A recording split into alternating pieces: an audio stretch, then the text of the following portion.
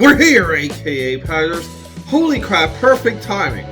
Yesterday's video, or the very morning today's video, because yesterday I ran into a little bit of a scheduling problem. Didn't quite get that video out on Sunday.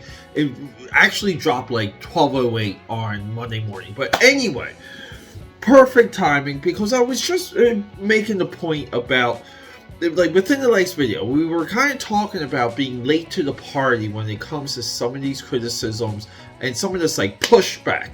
There's ideas in the culture war that we're okay if it gets pushed back, because it's a little bit more of a deconstruction to the essence of some of these brands, some of these stories, and some of these ideas that we hold dear.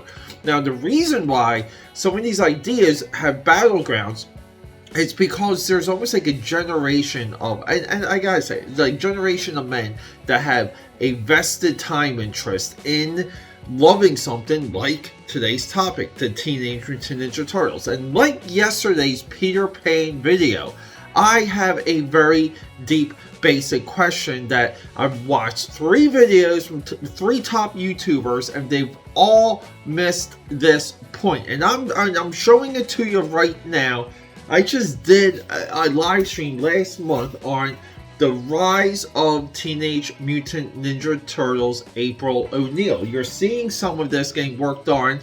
You know, you're seeing a little bit of a time lapse of this live stream as I'm talking to you. And I really have to ask. Was it important then? Where was the massive pushback then? Right now, with the new Teenage Mutant Ninja Turtle movie produced by Seth Rogen,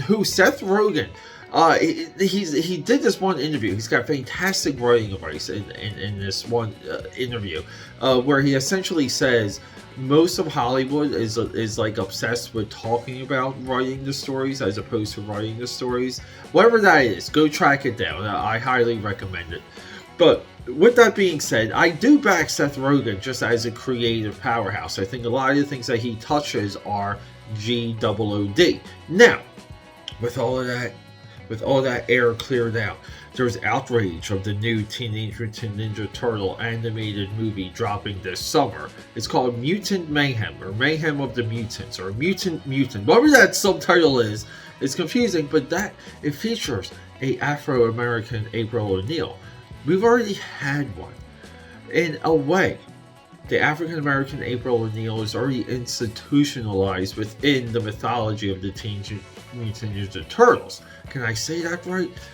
People, I'm not joking. You missed the drop of the African-American April O'Neil. None of you with your outrage, none of you with your points of views stood up at that point. But now, because it's somewhat connected to a we can essentially call Seth Rogen a political pundit based on some of his Twitter feed, but he's kind of sometimes anti-American. That's perfectly, that's his position, that's his voice. He can have all of the opinions he wants. After all, he's Canadian, and people, I'm always impressed when any Canadian comes in with any type of idea. I mean, we gotta be honest. Very impressed that those maple syrup drinking mother effers can do anything other than skate on ice and be America's Cap.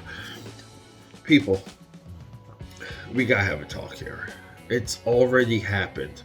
You people slept, you let it lie, you let it fester, and we're here now.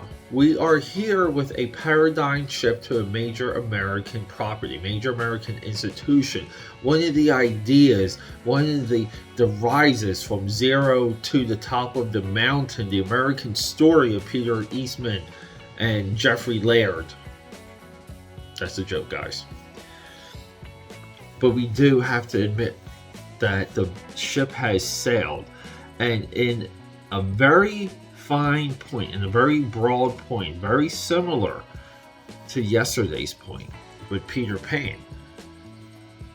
What else are you sleeping on? What else is there that you're not outraged by yet? What else is there that you're not making videos about, tweeting about, hashtagging about, telling your friends about, arguing with Facebook about? What else is there that you have slept on? Because we have 2 major releases by two of the biggest companies for entertainment on planet Earth, dropping wins within the culture war and L's for our side of the culture war. But you have slept, and because of that, I'm not going to participate in a dog pile that is a day late and a buck short. I drew this because it was challenging to me. I drew this because as an illustrator, it is my job to make what I'm not appealing to everyone. Because if you can't draw something and transform it and make it something else, you're not doing your job, period, as an illustrator.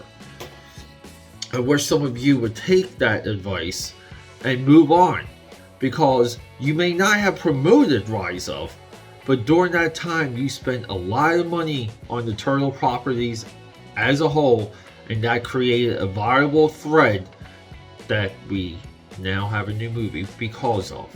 You created this, you spent money on the Turtles when you know essentially they went woke. You participated in this even if you never watched Rise of Teenage Mutant Ninja Turtles. I can't say that today. But you participated.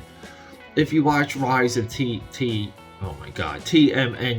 can we get through this video without me slipping up my words? Yeah, you helped it, you enabled it, and you did nothing. Peter A. DeLuca here, aka Pad. Rock and roll.